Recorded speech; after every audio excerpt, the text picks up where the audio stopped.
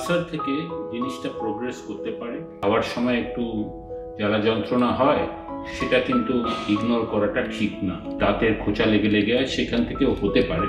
Oral cancer একটা ভয়ানক disease.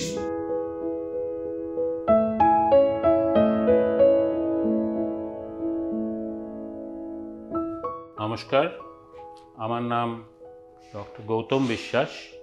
আমি এইচপি ঘোষে প্লাস্টিক অ্যান্ড রিকনস্ট্রাকটিভ সার্জন। আজকে আমরা ওরাল ক্যান্সার নিয়ে আলোচনা করব।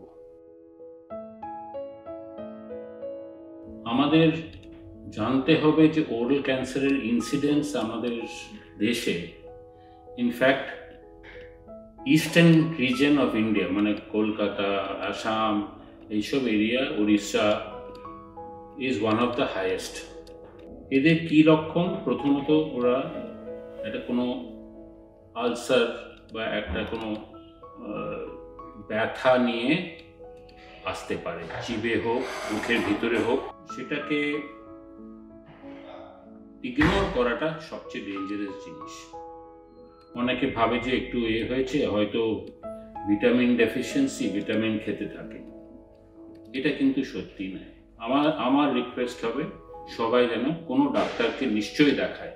এই আলসার থেকে জিনিসটা প্রোগ্রেস করতে পারে আর ইজিলি স্প্রেড করার চান্সেস খুব হাই। প্রাইমারিলি এটা সার্জারি করতে হয়, তার আগে অবশ্যই ডায়াগনোসিস করাটা খুব দরকার।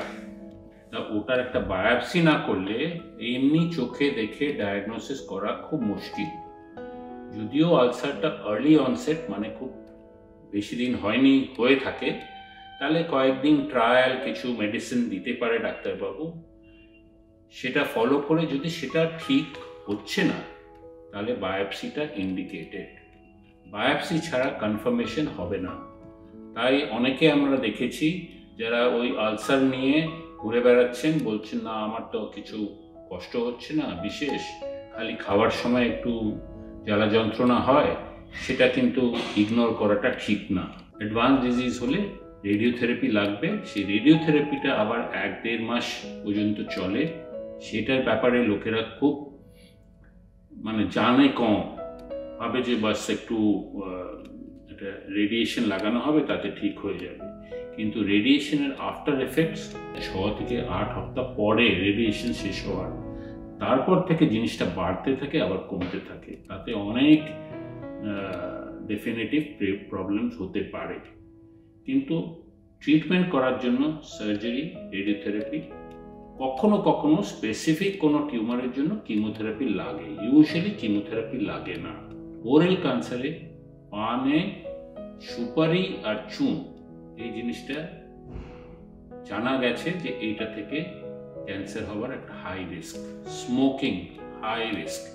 এগুলো হচ্ছে ডেফিনেটিভ। স্মোকিং এর সঙ্গে অ্যালকোহল কম্বাইন করলে ওটা আবার কম্পাউন্ডেড হয়ে যায়, রিস্কি হয়ে যায়।